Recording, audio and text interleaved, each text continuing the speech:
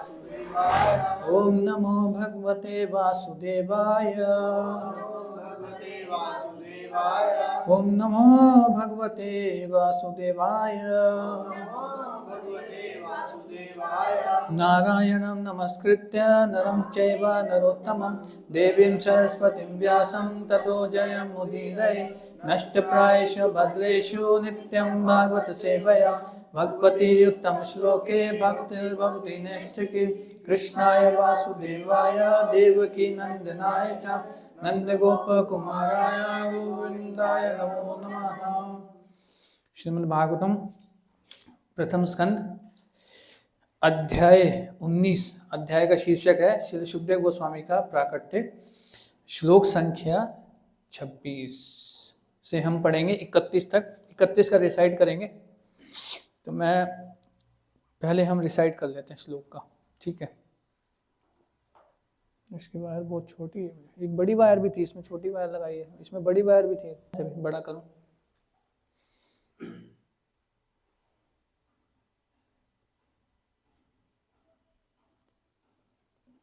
ठीक है।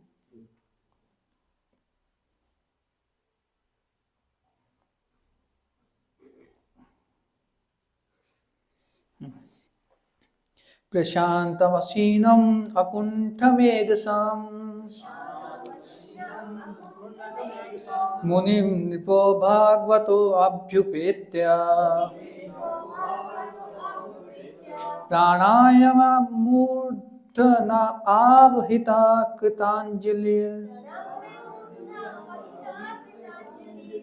नत्वा गिरासूनितया वन् पृच्छत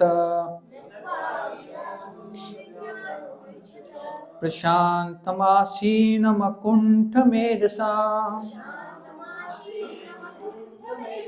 मुनिं नृपो भागवतो अभ्युपेत्य प्रणयं मुमूर्धानवहिता कृताञ्जलि नत्वा गिरासूनित्यान्वृप्य प्रशान्तमासीनम् अकुण्ठमेधसाम् मुनिं नृपो भागवतो अभ्युपेत्य प्राणायाममूर्धानवहिता कृताञ्जलि नत्वा गिरासूनित्यान्वपृच्छत।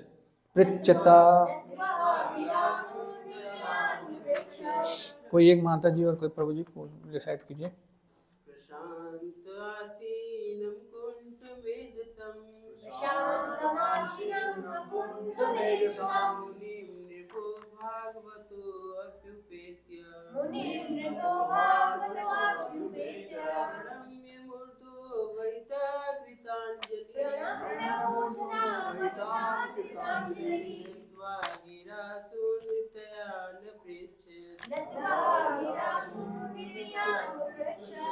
माता जी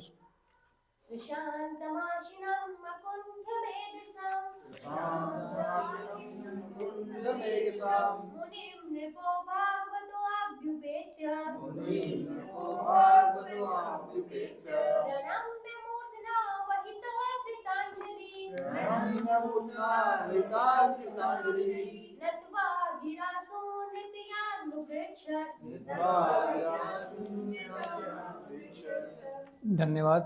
इच्छा शब्दार्थ अनुवाद एवं तात्पर्य कृष्ण कृपा मूर्ति अभय चंद्रारविंद भक्ति विधान स्वामी शिल प्रभुपाद जी के द्वारा। शिल प्रभुपाद की पीछे पीछे दोहरा सकते हैं। प्रशांतम पूर्ण रूप से शांत, आसीनम बैठे हुए, आकुंठ निसंकोच भाव से, मेधसम पर्याप्त बुद्धि संपन्न, मुनिम महर्षि को, नृपः राजा महाराज परीक्षित ने, भागवतः महान भक्त, अभ्युपेत्य निकट जाकर, प्रणम्य प्रणाम करके, मूर्धना शीर से, अवहिता ठीक से कृतांजलि ही हाथ जोड़कर नत्वा विनम्रता पूर्वक गिरा शब्दों से सुनृत्या मीठी वाणी से अनपृच्छता पूछा। इसका अनुवाद ध्यानपूर्वक श्रवण कीजिए। तब प्रखर मुनि श्री सुखदेव गोस्वामी पूर्ण शांत भाव से बैठ गए। वे किसी भी प्रश्न का निसंकोच होकर बुद्धिमता से उत्तर देने हेतु तैयार थे।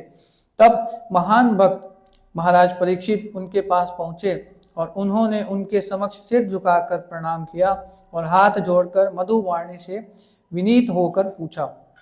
तात्पर्य, महाराज परीक्षित द्वारा गुरु से प्रश्न की जो मुद्रा अपनाई गई वह शास्त्र के आदेशों के सर्वथा उपयुक्त है।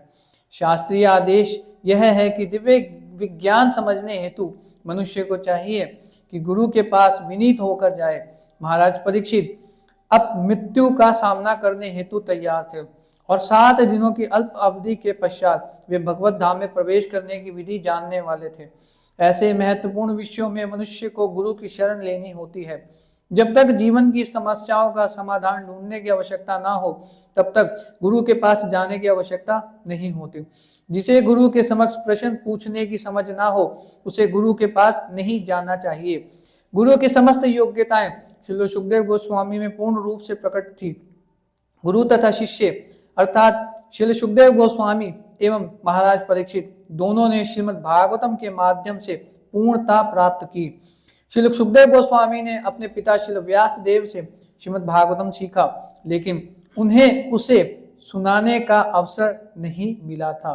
अतः उन्होंने महाराज परीक्षित के समक्ष श्रीमद् भागवतम का पाठ किया और बिना झिझक के महाराज परीक्षित के प्रश्नों के उत्तर दिए। इस प्रकार गुरु तथा शिष्य दोनों को मुक्ति प्राप्त हुई। ओम ज्ञानतिमिरान्धस्य ज्ञानाञ्जनशलाकया चक्षुरुन्मीलितं येन तस्मै श्रीगुरुवे नमः। श्रीचैतन्यमनोभीष्टं स्थापितं येन भूतले स्वयं रूपा कदा मह्यं ददाति स्वपदान्तिकं। वन्देऽहं श्रीगुरु श्रीयुतापदकमलं श्रीगुरून् वैष्णवांश्च श्रीरूपं साग्रजातं सहगण रघुनाथान्वितं तं सजीवं साद्वैतं सावधूतं परिजनसहितं कृष्णचैतन्यदेवं श्री राधा कृष्ण पादान चैतन्य ललिता श्री विशाखान्वितांश्च। हे कृष्ण करुणा सिंधु दीनबंधु जगत्पते गोपेश गोपिका कांत राधा कांत नमोस्तुते। तप्त कांचन गौरांगी राधे वृंदावनेश्वरी विश्वभानुसुते देवी प्रणमामि हरिप्रिय। वाञ्छाकल्पतरुभ्यश्च कृपा सिन्धुभ्येव च पतितानां पावनेभ्यो वैष्णवेभ्यो नमो नमः। जय श्री कृष्ण चैतन्य प्रभु नित्यानंद श्री अद्वैत गदाधर श्रीवासादि गौर भक्तवृंद। हरे कृष्णा कृष्णा कृष्णा हरे हरे हरे राम राम राम हरे हरे। नमः विष्णुपादाय कृष्णा पृष्ठाय भूतले श्रीमते भक्ति वेदांत स्वामी निधि नामिने। नमस्ते सारस्वते देवे गौरवाणी प्रचारिणे निर्विशेष शून्यवादी पाश्चात्य देशतारिणे। नमो महावदान्याय कृष्ण प्रेम प्रदायते कृष्णाय कृष्ण चैतन्य नामिने गौरविषे नमः।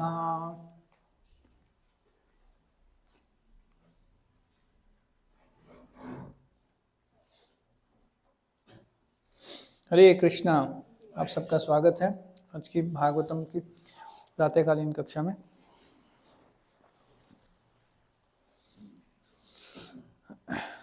शुरू करने से पहले सभी उपस्थित वैष्णवगणों का आशीर्वाद की याचना करते हैं ताकि अपने शुद्धिकरण के लिए और आप सबके आनंद के लिए हम कुछ आज के विषय पर चर्चा कर सकें। तो 26 का एक बार मैं अनुवाद पढ़ देता हूँ।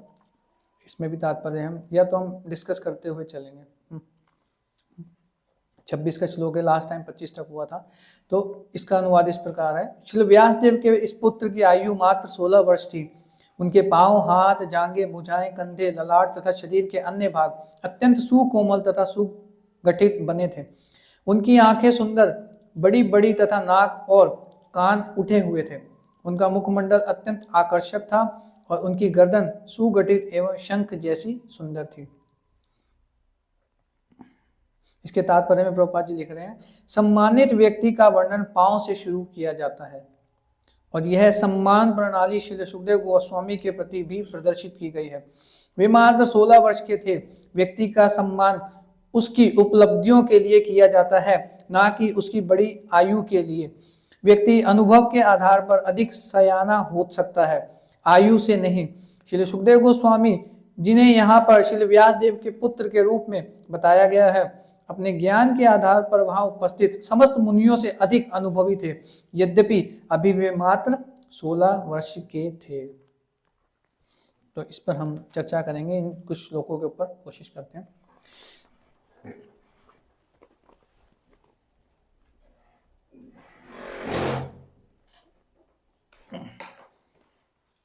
ठीक है, तो जैसा कि डिस्चार्ज चल रहा है, ये प्रथम स्कंद का आखिरी अध्याय है जिसका शीर्षक है श्री सुखदेव गोस्वामी का प्राकट्य। ठीक है, और अब सीन इस तरीके से चल रहा है कि परीक्षित महाराज को श्राप मिल चुका है। परीक्षित महाराज को श्राप मिल चुका है और उनकी 7 दिनों में मृत्यु होने वाली है। जैसे ही उनको ये सूचना मिलती है तो वो अपना राजपाट सब छोड़ करके चले जाते हैं वन में, या तो गंगा जी के तट पर, जहां पर बहुत सारे ऋषि मुनि आकर के एकत्रित होते हैं और सबसे जाकर के वो प्रश्न पूछते हैं अलग अलग के क्या करना चाहिए, लेकिन उनको किसी से भी कोई संतुष्ट आंसर नहीं मिलता। तो फिर वो वहां पर प्रार्थना करने के लिए बैठते हैं और समहाउ वहां पर जो है श्री सुखदेव गोस्वामी का प्राकट्य होता है, वहां पर वो पहुंचते हैं। अब देखिए, जब श्री सुखदेव गोस्वामी जी वहां पर प्रकट होते हैं, आते हैं, तो होता क्या है कि जितने दुनिया जहां मतलब पूरे के पूरे पृथ्वी के ऊपर ये खबर फैल जाती है कि सुखदेव गोस्वामी जो है प्रकट हुए हैं। और परीक्षित महाराज, सबको पता है क्योंकि जितने भी ऋषि मुनि होते हैं उन सबको पता है कि परीक्षित महाराज को पहले से श्राप मिल चुका है और वो 7 दिन में उनको तक्षक नाग आकर के डस करके उनको उनकी मृत्यु हो जाएगी। और क्योंकि वो जिज्ञासा करते हैं कि जो मृत्यु मरने वाला व्यक्ति हो उसको क्या करना चाहिए, है ना। आगे प्रश्न पूछेंगे, जो अगला श्लोक आएगा ना इसके बाद 32 से, वो परीक्षित महाराज पूछना शुरू करते हैं कि जो व्यक्ति मरने वाला हो उसको क्या करना चाहिए, है ना। तो इस प्रकार से अब सारे ऋषि मुनियों को ये पता लग जाता है कि अब जो है चर्चा होने वाली है भागवतम के ऊपर, क्योंकि भागवतम का प्राकट्य होगा समहाउ, है ना। तो श्री सुखदेव गोस्वामी प्रकट होते हैं और वहां पर सारे ऋषि मुनि बैठे होते हैं। इवन सुखदेव गोस्वामी के जो गुरु महाराज हैं, कौन है? व्यासदेव जी, उनके पिता भी हैं और गुरु भी हैं। अब देखिए मजे की बात कि उन्होंने ही भागवतम की रचना की है, सारे शास्त्रों की रचना की। किन्होंने? व्यासदेव ने। लेकिन उनको भागवतम बोलने का अवसर नहीं मिला, उनको नहीं दिया गया। अच्छा चलिए ठीक है, कोई बात नहीं। व्यासदेव जी के गुरु महाराज कौन है? वो भी वहां पर उपस्थित थे और वो बैठ करके सुनते हैं पूरी कथा, लेकिन उन्होंने भी अवसर प्राप्त नहीं हुआ। किनको अवसर मिला? सुखदेव गोस्वामी को। तो यहाँ पर ये बहुत अच्छा एक प्रभुपाद जी इसमें लिख रहे हैं कि केवल उम्र के आधार पर, उम्र ज्यादा होने से, है ना, व्यक्ति बड़ा नहीं होता, अपनी उपलब्धियों से बड़ा होता है। उसका जो अनुभव होता है, उसको जो एक्सपीरियंस होता है, उसके आधार पर उसको जो है ज्यादा सम्मान प्राप्त होता है, ना कि उम्र के हिसाब से। जितना उसको ज्ञान है, जितना उसको रियलाइजेशन है, उसके अनुसार जो है उसका सम्मान होना चाहिए, है ना, उम्र के हिसाब से नहीं। तो ये शास्त्र में भी ऐसा वर्णन मिलता है, शास्त्र में, कि उम्र के हिसाब से कभी भी सम्मान नहीं होता व्यक्ति का, ना होना चाहिए। किस हिसाब से होना चाहिए? जितना उसको अनुभव है, जितना उसको रियलाइजेशन है शास्त्रों के अनुसार से। अब एक दूसरी मुख्य बात यहाँ पर जो इस श्लोक के अंदर हमें थोड़ा सा मिल रही है कि जो भी महान पुरुष होते हैं, जितने भी महान आत्मा होते हैं, महात्मा होते हैं, गण होते हैं, जो भगवान से बहुत अच्छे तरीके से जुड़े हुए होते हैं, ये इनके प्रकार है। तो उनका जो वर्णन, जब उनका क्या कहते हैं उसको, इंट्रोडक्शन दिया जाता है या तो उनका परिचय दिया जाता है किसी रूप में, तो कहाँ से शुरू होता है? उनके चरणों से। तो यहाँ पर भी देखिए श्लोक के अंदर जो है सीधा लिख रहे हैं कि उनके पांव, पहला लाइन ही शुरू हो रही है उनके पांव, उनके हाथ कहां से शुरू हो रहा है, उनके चरण कमलों से। रूपपाल जी तात्पर्य में लिख रहे हैं कि सम्मानित व्यक्ति का वर्णन पांव से शुरू किया जाता है, जो सम्मानित व्यक्ति होते हैं ना। महाभारत का दृष्टांत चल रहा था, युधिष्ठिर महाराज ने राजसूय यज्ञ की आयोजन किया था। राजसूय यज्ञ आपने सुना होगा, पढ़ा भी होगा महाभारत में, इसमें भी आता है भागवतम के अंदर आगे चल के। राजसूय यज्ञ का आयोजन किया था, तो सभी राजाओं ने, जितने भी बड़े बड़े योद्धा थे, राजा थे, जो सभी वहां पर आए थे। और सभी राजाओं ने, क्योंकि उनका युधिष्ठिर महाराज से बहुत प्रेम था, बहुत ज्यादा प्रेम था, उस प्रेम के कारण उन्होंने अपने आप से आगे बढ़ करके सेवाएं अपने ऊपर ली थी कि हम ये सेवा करेंगे, हम ये सेवा करेंगे, हम ये सेवा करेंगे। किसी को दी नहीं गई थी धक्के से बुला करके, जैसे हम यहाँ पे दिया जाता है ना, हम सोच में पड़ जाते हैं प्रभु जी कैसे होगा, क्या हो, है ना। वहां पर क्योंकि उनका प्रेम था युधिष्ठिर महाराज से, युधिष्ठिर महाराज का इतना जो स्वभाव था, इतना मधुर था, इतना प्रेम में था कि उनको खुश करने के लिए केवल उन्होंने जो है, उनको प्रसन्न करने के लिए सबने सेवाएं ली। यहां तक कि दुर्योधन ने भी सेवा ली थी। दुर्योधन ने भी, हालांकि ईर्ष्या करता था, वो बचपन से मारने का कोशिश कर रहा था सबको, खासतौर पे भीम से, लेकिन फिर भी उसने सेवा ली थी आगे बढ़ के। तो उसी में ही भगवान कृष्ण ने भी एक विशेष सेवा ली थी। भगवान कृष्ण ने भी एक विशेष सेवा करी थी। पता है आप लोगों को कौन सी करी थी, क्या करी थी? हाँ, अलग अलग बोल रहे हैं सब लोग। पत्थर उठाने की, ओके। और कोई क्या सेवा करी थी भगवान कृष्ण ने राष्ट्रीय यज्ञ में? आप लोग गए नहीं थे लगता, आप नोता नहीं आया होगा ना। हाँ, जितने भी गेस्ट आ रहे थे उनके घर पे महल में, उन सबके फीट वॉश करवा रहे थे, उनके चरणों को धो रहे थे भगवान अंदर जाने से पहले। सबसे मीनिंग सेवा भगवान ने थी। क्यों? क्योंकि युधिष्ठिर महाराज से भगवान का प्रेम है, प्रेम के कारण, है ना। तो ये अब देखिए चरण कमल क्यों धुलाए जाते हैं। आज हम लोग भी कभी कभी घर पे वो बिठाते हैं कंच के, क्या बोलते हैं उसको यहाँ पे? कन्या, कन्या निमाई। हाँ, निमाई जाती है, जमाई, जिमाई, जिमाते हैं, तो उनके भी चरण धुलाते हैं घर में बिठाने से पहले, है ना। इवन पुराने साउथ में मंदिरों में जाएंगे ना, तो वहां पर भी ये सिस्टम है।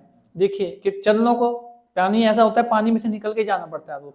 कई गुरुद्वारों में ऐसा सिस्टम होता है आज भी कि पैर हाथ मुंह धो के जाना चाहिए, है ना। तो यहां पर बताया जा रहा है कि महान पुरुष जो होते हैं उनका जो विवरण शुरू होता है, डिस्क्रिप्शन शुरू होता है, वो चरणों से शुरू होता है। हाँ।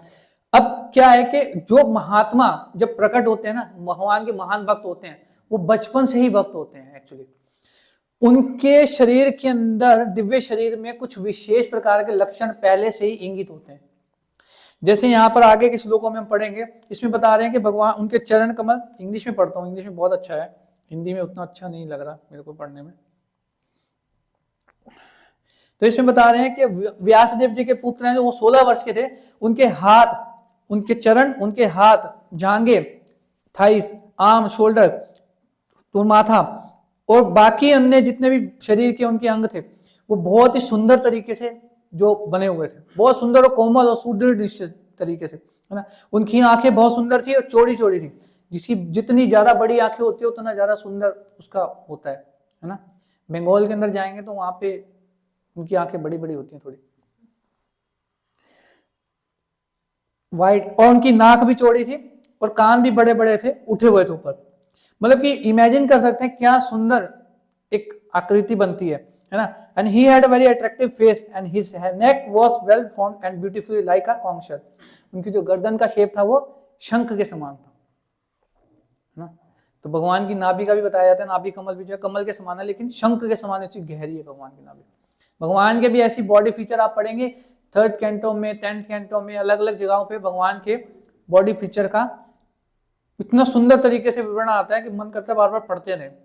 बहुत सुंदर। भगवान के नमः पंकज नाभाय, नमः पंकज मालिने, नमः पंकज नेत्राय, नमस्ते पंकजांग्रे। भगवान का शरीर, दिव्य शरीर का एक एक अंग जो है वो कमल के सदृश है, कमल की पंखुड़ियों के समान है। ये कुंती महारानी प्रार्थना कर रही है ना।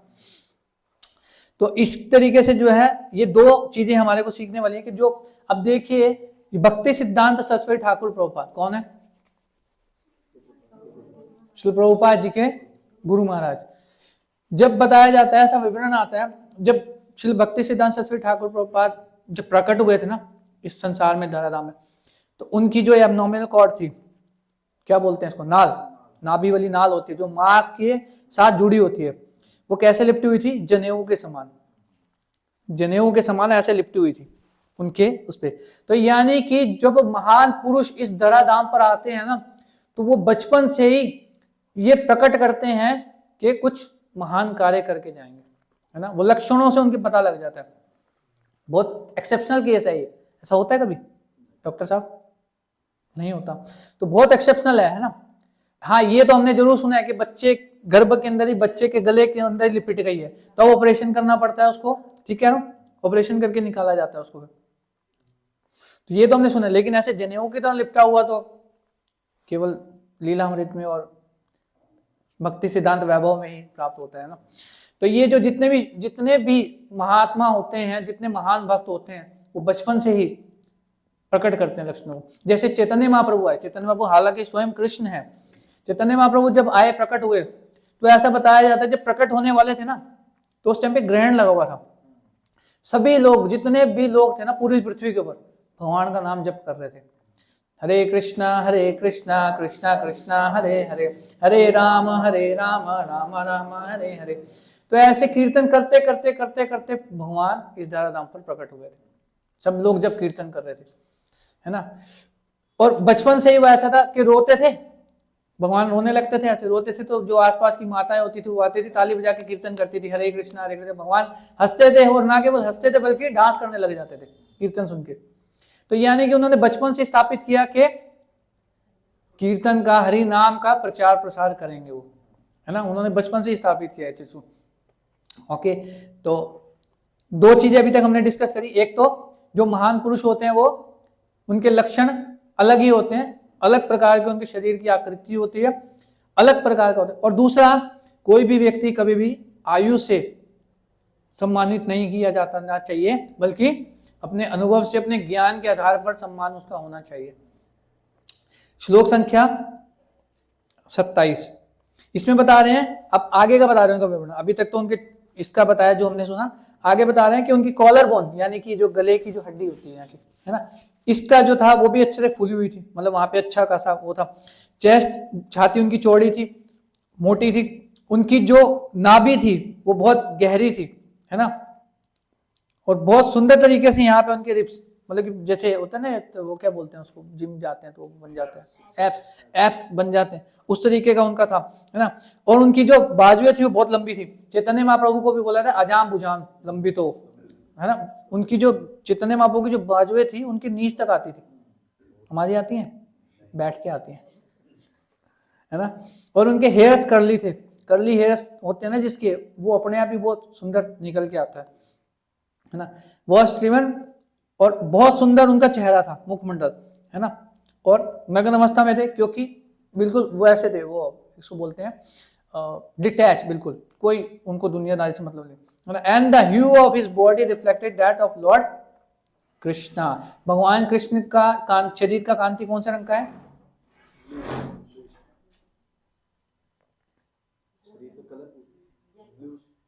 येलो।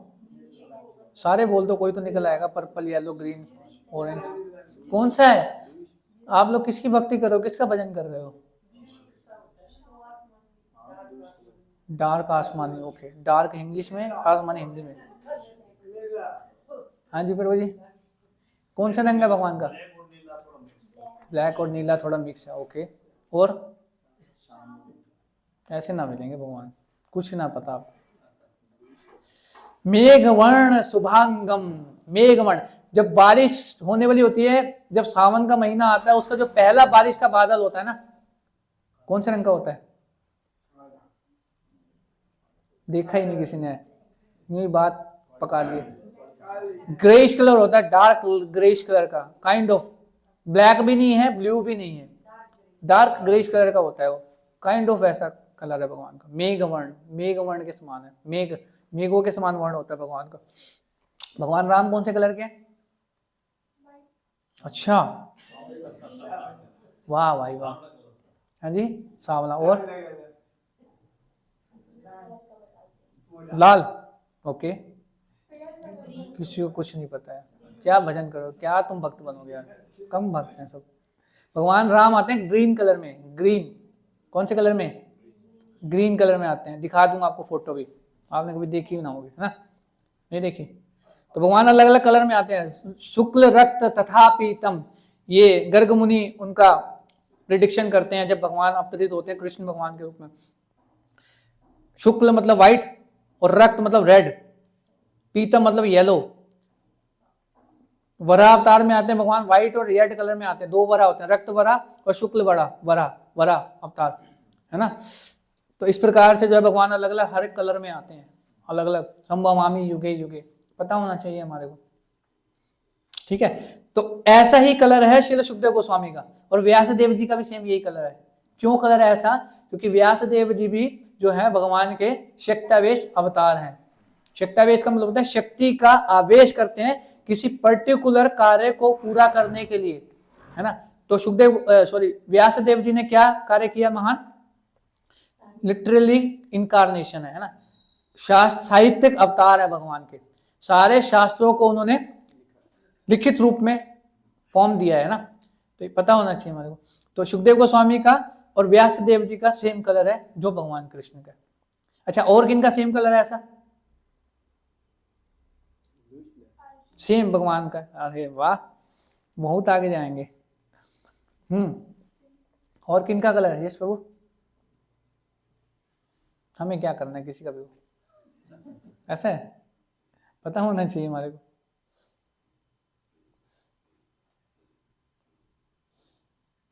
क्या भागवतम सुन रहे, फर्स्ट कैंटो पूरा खत्म होने वाला है आपका।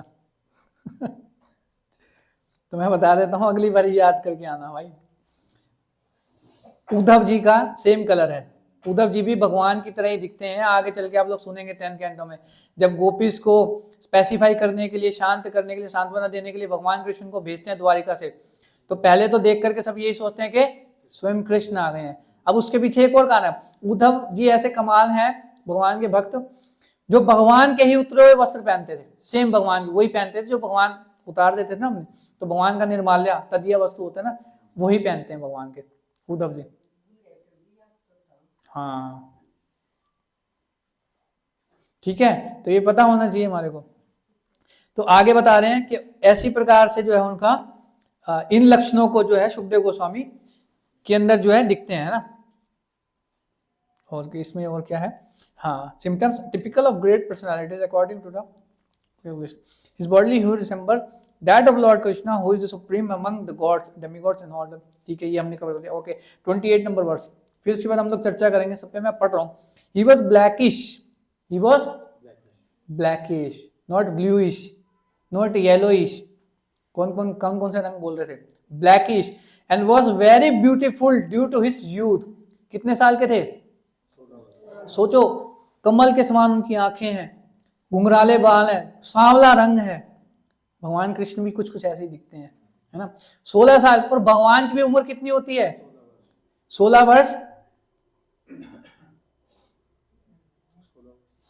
16 वर्ष 9 महीने 7.5 दिन। इससे ज्यादा भगवान की एज बड़े ही नहीं होते भगवान, इससे ज्यादा कभी बड़े होते नहीं। अच्छा, भगवान कृष्ण ये जब युद्ध का मैदान हो रहा था, महाभारत का युद्ध चल रहा था, तब भगवान की कितनी एज थी पता है किसी को?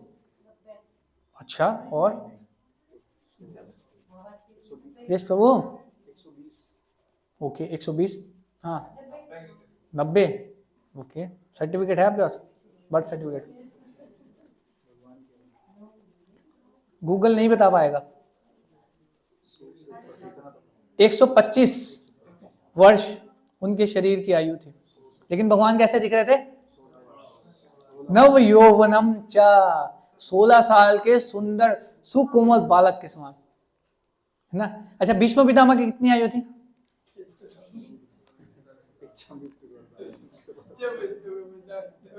ना उस टाइम पे आयु तो थी ना उनके शरीर की, कितनी नहीं पता किसी को भी? अच्छा,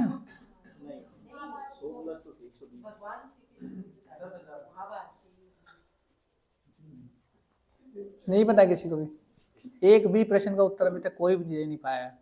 350 वर्ष भीष्म पितामह के शरीर की आयु थी। ठीक है, अब आगे सुनिए, यहाँ पे आ जाते हैं वापस। He was pleasing to women, स्त्रियों को देखने में बड़ा सुंदर लग रहे थे, क्योंकि है ना ये एज ही ऐसी होती है। और अट्रैक्टिव स्माइल थी, उनकी जो मुस्कान थी वो सबको आकर्षित कर रही थी। तो he try to cover his natural glories, अपनी प्राकृतिक गुणगान को छुपाने का बहुत प्रयास कर रहे थे, लेकिन छुपता नहीं है। The great sages present their well all expert in the art of, Hindi में पढ़ना पड़ेगा इसको, so they honour him by raising from their seat. अब जितने भी वहां पे साधु संत थे ना, सब भी उनके सम्मान में खड़े हो गए। अच्छा, जितने भी साधु संत थे उनमें कौन कौन है? नारद मुनि, व्यासदेव जी, और भी शौनक आदि ऋषि, कितने बड़े बड़े ऋषि बैठे हो वहां पे। लेकिन और सुखदेव गोस्वामी की कितनी एज है? सारे के सारे साधु संत सुखदेव गोस्वामी का सम्मान करने के लिए अपनी सीट से खड़े हो गए। अब खड़े होना सम्मान प्रदर्शित करता है किसी महान व्यक्ति के लिए। कोई आते हैं ना, तो एटलीस्ट अपनी सीट पे खड़े तो हो ही जाना चाहिए सम्मान के लिए। जैसे क्लास में जाते थे ना, गुड मॉर्निंग टीचर, सब बैठ जाते थे, सिट डाउन बेटा। अच्छा, एक पीछे इसी भागवतम में आगे हम सुनेंगे, एक बवाल भी हुआ था कि खड़े ना होने पर बवाल हो गया था, बहुत बड़ा केस हो गया था। दक्ष प्रजापति जब आते हैं, सभा के अंदर प्रवेश करते हैं, यज्ञशाला में यज्ञ चल रहा होता है, सब खड़े हुए थे सम्मान में, क्योंकि प्रजापति है। 2 लोग खड़े नहीं हुए थे, 2 लोग खड़े नहीं होते हैं। कौन कौन? यश प्रभु बताएंगे। और आपका नाम यश है?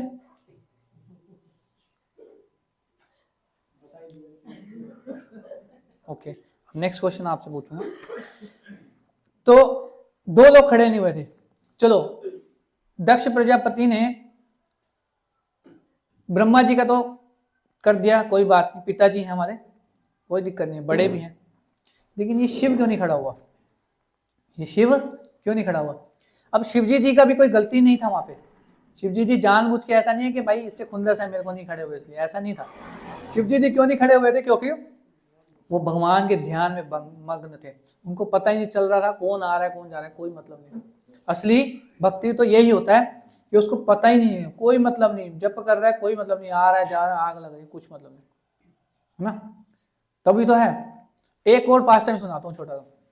नरोत्तम दास ठाकुर, जो वैष्णव सॉन्ग क्लास में आते हैं उनको पता है, थोड़ा बहुत मैं बताता रहता हूँ बीच में, मेरे फेवरेट आचार्य हैं। तो एक बार की बात है, नरोत्तम दास ठाकुर अपने गुरु महाराज के साथ बैठ के जप कर रहे थे वृंदावन में। उनके गुरु महाराज है श्री लोकनाथ स्वामी महाराज, और नरोत्तम दास ठाकुर ने ही गुरु वंदना लिखी है ना? उसमें आता है लोकेनाथ लोकेरा जीवाना, लाइन भी आती है उसमें। तो लोकनाथ अपने गुरु महाराज के उन्होंने गुरु वंदना लिखी। तो एक बार की बात है, ये दोनों बैठ करके जप कर रहे थे भगवान का, हरे कृष्णा कृष्णा कृष्णा हरे हरे, हरे राम राम राम हरे हरे। बहुत मस्त जप कर रहे थे बैठ के, एकदम ध्यान मग्न होकर वृंदावन के अंदर। तो एक व्यक्ति आता है, बहुत ढूंढता है इधर उधर पानी के लिए, उसको पानी मिलता नहीं कहीं भी पीने के लिए, ढूंढ रहा होता है इधर उधर।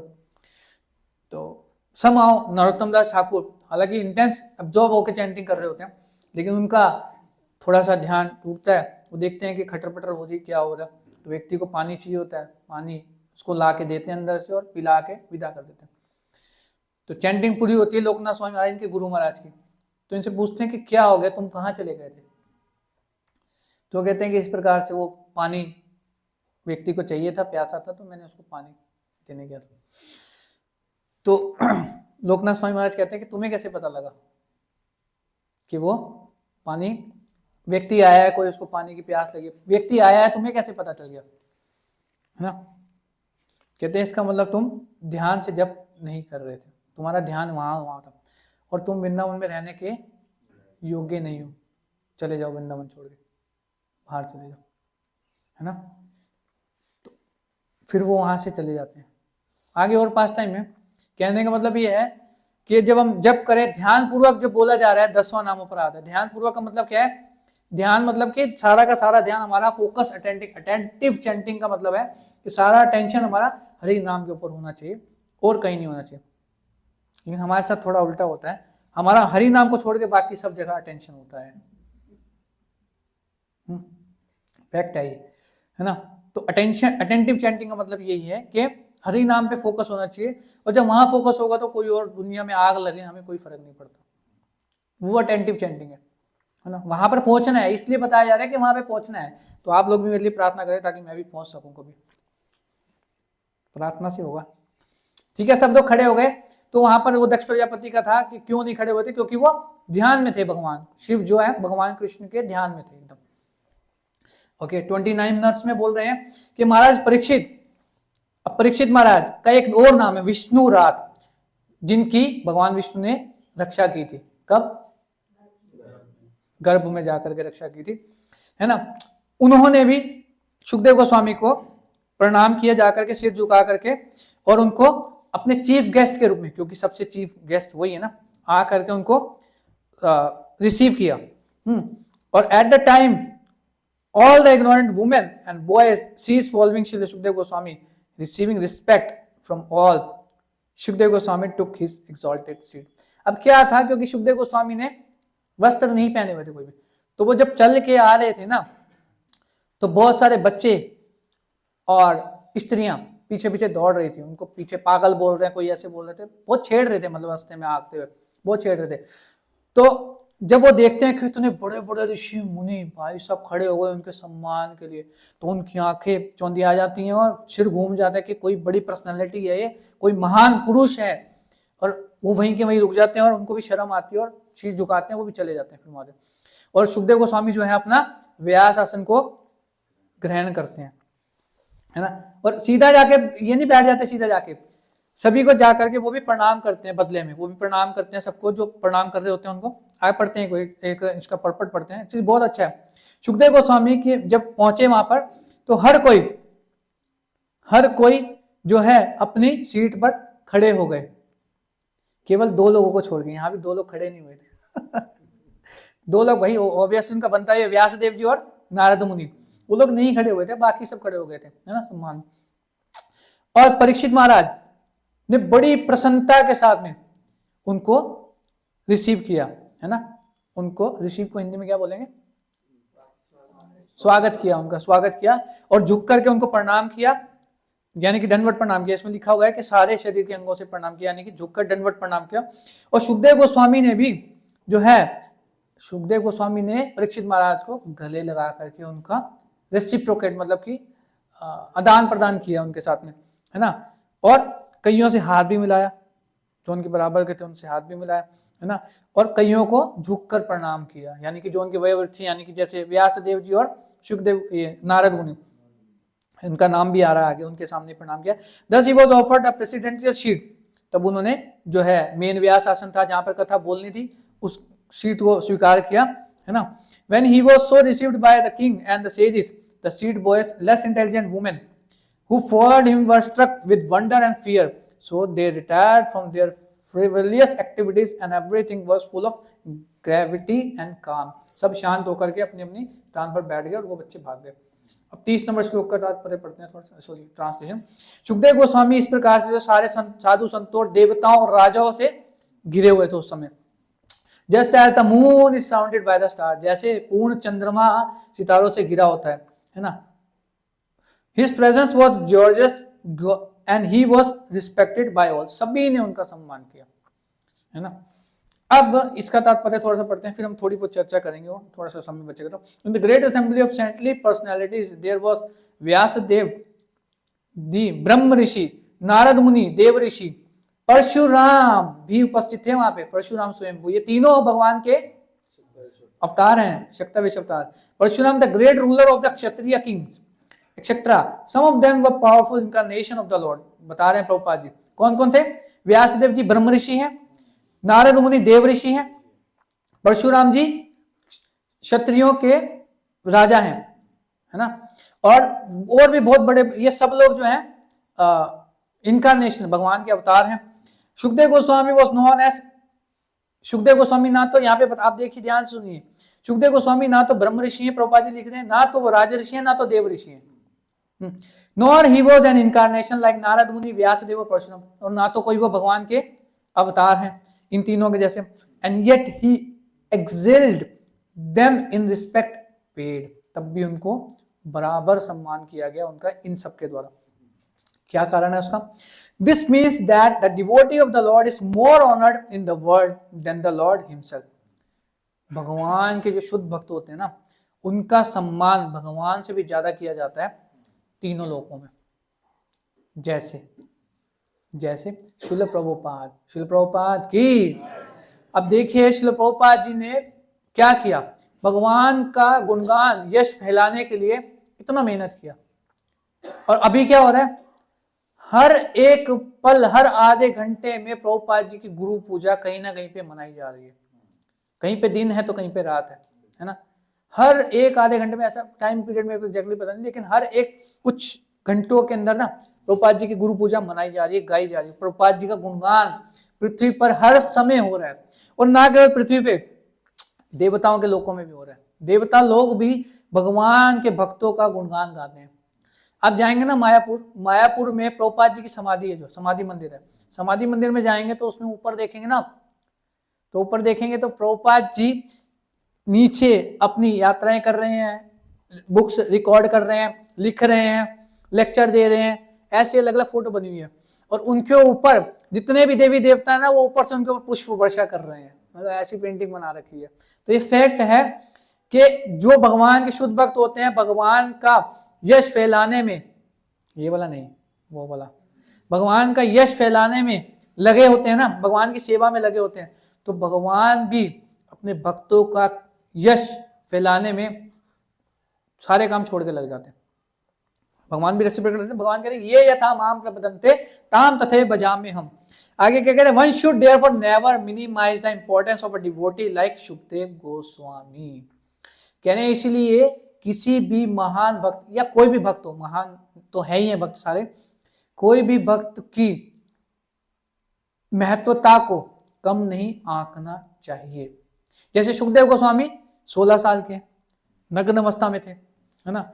अब बच्चे और जो स्त्रियां उनके पीछे पीछे दौड़ रहे थे, चिढ़ा रहे थे उनको, है ना। इसी प्रकार से कहने कि जो भी भगवान का भक्त है ना, उसकी वैल्यू, उसको जो महत्वता है, उसको कम नहीं लगाना चाहिए, है ना। उसको बहुत महान है। एक बारी की बात है, एक बार मेरे को याद है कि एक बारी हमारा कैंप गया था, आई थिंक मायापुर में यूथ का कैंप था। तो वहां पर कुछ नए भक्त भी होते हैं, नए भी होते हैं, पुराने भी होते हैं, कुछ कम भक्त भी होते हैं। तो आपस में 2-3 भक्तों का कुछ पानी को लेकर के कुछ हो गया था, ज्यादा मैत्री भाव उनका हो गया था, तो बहसबाजी हो गई उनकी आपस में, है ना। तो थोड़ी तो मर्यादा रखी उन्होंने। फिर ये बात पहुंची हमारे जो लीडर थे, साथ में गए थे ब्रह्मचारी, उनके पास पहुंचे। अब उन्होंने सीधा सीधा तो उनको कुछ नहीं कहा, लेकिन जब क्लास चल रही थी ना, तो क्लास के बाद उन्होंने अलग से क्लास लगाई सभी की। तो उसमें उन्होंने एक बात बोली थी, मेरे को वही बात याद है, मेरे को बाकी कुछ याद नहीं है। उन्होंने एक बात बोली थी कि कहते ये धाम है, मायापुर धाम है, वृंदावन धाम है, जगन्नाथपुर धाम, ये धाम है, कह रहे, और जितने भी यहाँ पे आए हैं ना, सब भक्त हैं, है ना। तो आए हैं तो somewhere every one of you is very dear to Krishna. हर कोई भगवान कृष्ण को बहुत प्रिय है। तो आए हैं और प्रिय हैं, तो ये कोई साधारण बात नहीं, इसलिए आपस में ज्यादा प्रेम ना दिखाएं, ना। तो ये बात मेरे को बहुत अच्छी लगी थी कि भाई वाकई में कुछ तो खास है, तभी तो भगवान ने उसको मौका दिया कि अपने घर में आने का। अपने घर में कोई किसी को कोई थोड़ी घुसने देता है ऐसे, तो विशेष बात है। तो इसलिए भक्तों को कम नहीं आंकना चाहिए। अब थोड़ा सा आते हैं कि बहुत अच्छा एक याद आ रहा है मेरे को, एक दृष्टांत, एक और मैं लिख लेता हूँ, भूल जाऊंगा। हाँ, अब जब भी कभी कंफ्यूजन हुई है ना, जब भी कभी कंफ्यूजन हुई है, भगवान के भक्त जो है धर्म संकट में पड़े हैं, है ना, तब भगवान कृष्ण या तो स्वयं आ जाते हैं उसकी कंफ्यूजन को दूर करने के लिए, या तो फिर अपने शुद्ध भक्त को भेज देते हैं भगवान उसको निकालने के लिए। लेकिन शर्त है, देयर इज अ कंडीशन। वहां पे कंडीशन क्या है कि वो जब भक्त सामने वाले जो कंफ्यूज है, वो पूर्ण शरणागत होकर के भगवान की शरण ग्रहण करता है, प्रार्थना करता तब। कौन कौन कब कब हुआ है, एक तो यहीं पे देख लेते हैं। सुखदेव गोस्वामी प्रकट होते हैं, भगवान भेजते हैं उनको, और परीक्षित महाराज कंफ्यूज थे, उनको समझ नहीं आ रहा था क्या करना है क्या नहीं करना है। शॉर्ट में चलते हैं, थोड़ा टाइम कम है, घड़ी रुकी हुई है, मैं तो पहले ही डर गया था आके। तो कितना टाइम हो गया, 10 साढ़े। उसके बाद क्या हुआ, ध्रुव महाराज भी जो है ऐसे ही जब घर से निकले थे और कंफ्यूज थे बहुत ज्यादा, तब वहां पर प्रॉपर में प्रभुपाद जी लिख रहे हैं, और इवन नारद मुनि भी खुद बोलते हैं ये बात कि मेरे को किसने भेजा था, भगवान कृष्ण ने भेजा था इनको चेक करने के लिए कि कितना डिटरमाइंड है ये नहीं है ना, दृढ़ता है कि नहीं है भगवान को प्राप्त करने के लिए, दृढ़ता है। तब नारद मुनि उनको जो है तरीका बताते हैं, मंत्र दे के जाते हैं, तरीका बताते हैं और स्थान बताते हैं कि कहाँ पे जाके आपको जो है भगवान का भक्ति करना है, कैसे भगवान आपको प्राप्त हो सकता है। ठीक है, इसके बाद स्वयं अर्जुन, भगवत गीता कैसे आई, कार्पण्य दोषोपत स्वभाव पृच्छामि त्वं धर्म सम्मूढ़ चेता, यही बोल रहे ना अर्जुन, है ना, कि मेरे को नहीं समझ आ रहा मैं सही क्या है गलत क्या है, I am totally confuse, I am totally bewildered, मुझे नहीं समझ में आ रहा, क्या करिए, यत् श्रेयस्यात् निश्चितम ब्रूहितम में, जो मेरे लिए श्रेष्ठकर है, जो मेरे लिए बेनिफिशियल है, आप मेरे को बताइए, भगवान से कह रहे हैं। क्यों बताएं, भगवान भी पूछे क्यों, शिष्यस्ते हम शादी मामतम पवन, क्योंकि मैं आपका शिष्य हूं और आपकी शरण में आया हूं, कृपया मुझे उपदेश दीजिए, इस प्रकार से अर्जुन बोलते हैं। उसके बाद भगवान भगवत गीता बोलते हैं, है ना। तो यहां पर अब देखते हैं कि ये विशेष एक योग्यता है, ये योग्यता है, यहां पर योग्यता की बात हो रही है। और इसी प्रकार से अब जो हमने पिछला चर्चा किया, योग्यता की बात हो रही है, तो इसमें पहले ये बोल देते हैं, है ना। तो हमारा जो आज का श्लोक है ना, उसके अंदर भी ये बताया जा रहा है कि श्रीमद् भागवतम को बोलने के लिए जो कथावाचक है ना, कथा बोल रहा है, उसकी बेयर मिनिमम योग्यता ये होनी चाहिए कि एटलीस्ट प्रमाणिक गुरु परंपरा में आना चाहिए, प्रमाणिक होना चाहिए, बोगस नहीं होना चाहिए, अदरवाइज बोगस है, कुछ भी बोलेगा वो। अगर प्रमाणिक है, परंपरा में आ रहा है तो वो सुनने योग्य है, अगर परंपरा में नहीं आ रहा तो श्रम एव ही केवलम। ठीक है, 4 प्रमाणिक संप्रदाय हैं, ये आप लोगों को पता ही होगा, ज्ञानी हैं आप। और ऑडियंस जो सुनने वाले हैं उनकी क्या योग्यता है ना, उनकी क्या योग्यता है कि inquiry should not be in a challenging way, विनीत भाव से सेवा करके उनको प्रश्न पूछना चाहिए, किसको, श्रोता को, ऑडियंस को, नॉट इन अ चैलेंजिंग वे, है ना। भगवान कृष्ण भगवत गीता के आई थिंक 4th चैप्टर में बताते हैं, क्या वो श्लोक बहुत फेमस है, तद्विधि प्रणिपातेन परिप्रश्नेन सेवया उपदेक्षन्ति ते ज्ञान ज्ञानिना तत्पदर्शिना। क्या कह रहे हैं कि विनीत भाव से गुरु के पास जाकर के उनसे जिज्ञासा करो, उनकी सेवा करो। क्या करना है, जिज्ञासा और सेवा, सेवा करेंगे, जिज्ञासा करेंगे, तब वो हमें ज्ञान प्रदान करेंगे। अगर हम प्रश्न पूछेंगे चैलेंजिंग वे में, ऐसे कैसे हो गया, तब नहीं होगा। और अगर विनीत भाव से सेवा के मूड में वास्तविकता अपने हित के लिए हम प्रश्न पूछेंगे तो क्या होगा, दिव्य ज्ञान हृदय प्रकाशित हो, तब वो दिव्य ज्ञान हमारे हृदय में, क्योंकि जो ये दिव्य ज्ञान है ना, ये हार्ट टू हार्ट ट्रांसफर होता है, हृदय से हृदय में ट्रांसफर होता है, ये कृपा से ट्रांसफर होता है, ये तर्क वितर्क से प्रकट नहीं होता दिव्य ज्ञान, ये बात समझने की, है ना। तो बोनाफाइड स्पीकर होना चाहिए, और बोनाफाइड स्पीकर का क्या लक्षण है, एक उसका भी लक्षण है, ऐसा नहीं है, बोनाफाइड स्पीकर है जो, यानी कि जो कथावाचक है प्रमाणिक, उसका क्या लक्षण बताया जा रहा है, इसके श्लोक में प्रभुपाद जी लिख रहे हैं कि ready to answer any question with intelligence and without hesitation, बिना झिझक के हर एक प्रश्न का उत्तर देने के लिए तैयार है, पूरी बुद्धिमत्ता के साथ। ये सुखदेव गोस्वामी के लिए बोला जा रहा है 31 नंबर श्लोक के अंदर, हमने रिसाइड भी किया था, है ना। तो और क्वालिफाइड स्पीकर का क्या है कि politely inquired with sweet words and folded hands, ये तरीका है प्रश्न पूछने का, क्या, विनम्रता से, मीठे वचनों से और हाथ जोड़कर प्रश्न पूछना चाहिए, तब तो हमारे ज्ञान दिमाग में कुछ आएगा, अदरवाइज हम ऐसे कैसे चले जाएंगे, बल्कि और अपराध भी कभी कभार लग सकता है ना। तो ये योग्यता है। अब थोड़ा सा एक लास्ट पॉइंट मैं और लूंगा बस, जो बीच में मेरा आ रहा था भूल गया सही में। ओके, तो ये आज हमने कुछ पॉइंट चर्चा किए कि प्रामाणिक स्पीकर की क्या योग्यता है और ऑडियंस की क्या योग्यता है, और उसके बाद में कि ज्ञान में और अनुभव में जो श्रेष्ठ होता है उसका सम्मान शास्त्रों के अनुसार होना चाहिए, ना कि वयोवृद्ध एज में यदि कोई बड़ा है तो उसका सम्मान हो, है ना। तो ऐसा नहीं है, अनुभव के अनुसार भी, है ना। तो कभी कभार ये इसको प्रैक्टिकली कैसे देख सकते हैं कि हम लोग अपने इस्कॉन मंदिर में भी देखते हैं, इस्कॉन मंदिरों में भी अपने, कि कभी कभार हमारे को जो है ऐसे भक्तों के अंडर में रह के सेवा मिल जाती है फेस्टिवल्स पे या किसी पे, कि जो हमें लगता है कि बाद में आए, हमारा जूनियर है, हम तो इसके सीनियर है, हम थोड़ी सेवा करेंगे सब, है ना। तो जो हमारी अथॉरिटी है, अगर वो उनको सेवा दे रहे हैं, उनको भी सेवा दी गई है कि आपको भक्तों से ये सेवा करानी है। तो हमारे को क्या भाव होना चाहिए कि हमारे जो सीनियर ने, अथॉरिटी ने इनको सेवा दी गई है, तो हमें उनके साथ में कोऑपरेट करना चाहिए, ना कि विद्रोह करना चाहिए। हम विद्रोह करते हैं, हम तो ना कर रहे यहाँ के साथ सेवा, मेरी सेवा बता दो, किसी और के साथ सेवा लगा दो, है ना।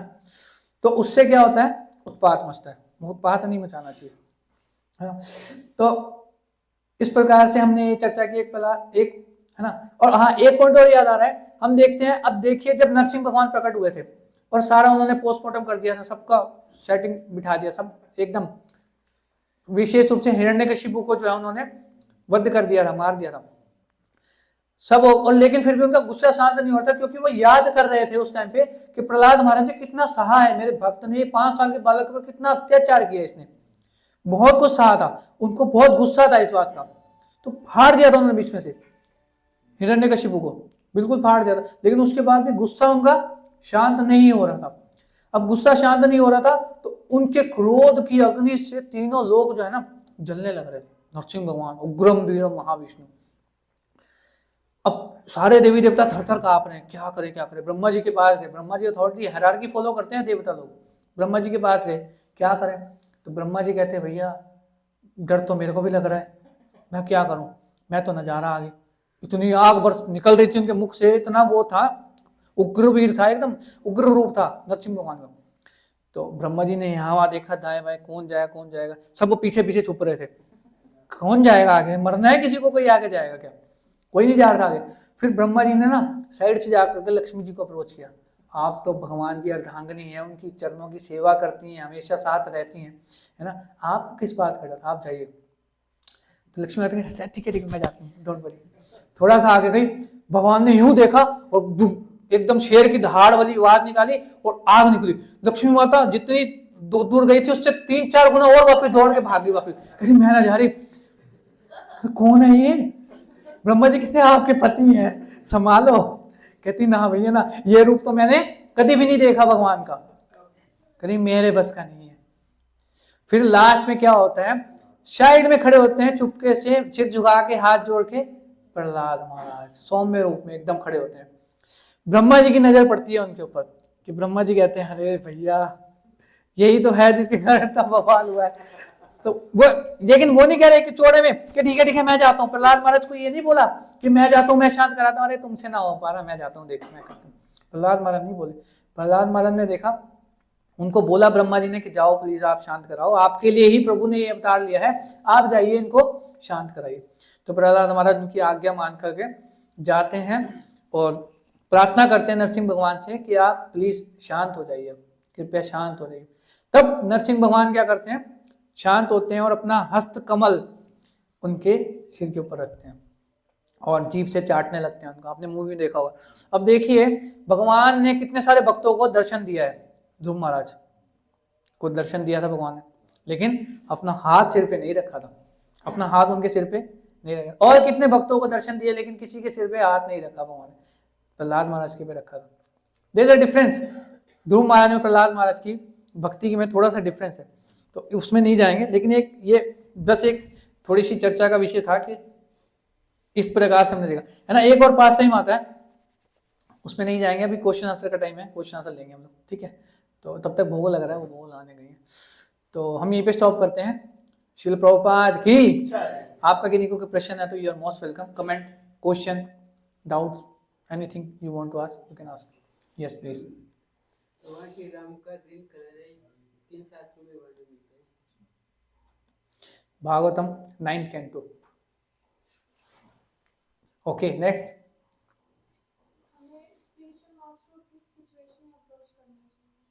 हाँ, इसका आंसर यहाँ पर प्रभुपाद जी दे रहे हैं 31 नंबर वर्स में के परपट में। देखिए मैं आपके लिए पढ़ता हूँ इंग्लिश में एज इट इज।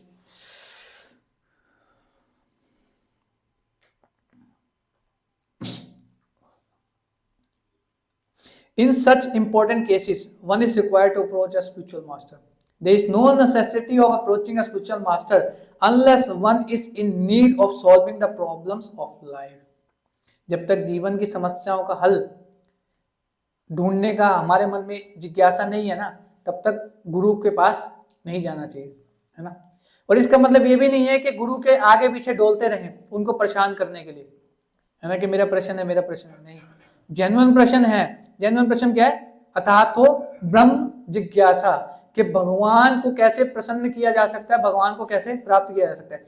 गुरु के पास ये प्रश्न लेके नहीं जाना चाहिए कि हमारा धंधा कैसे चलेगा, बिजनेस कैसे बढ़ेगा, बरकत कैसे होगी, बालक चाहिए हमारे को।